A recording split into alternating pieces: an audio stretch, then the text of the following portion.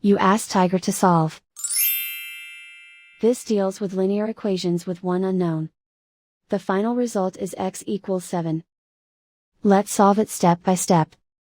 Group all x terms on the left side of the equation. Subtract x from both sides. Group like terms. Simplify the arithmetic. Group like terms. Simplify the arithmetic. Group all constants on the right side of the equation. Add 22 to both sides.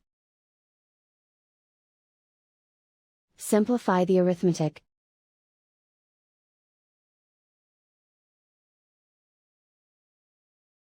Isolate the x.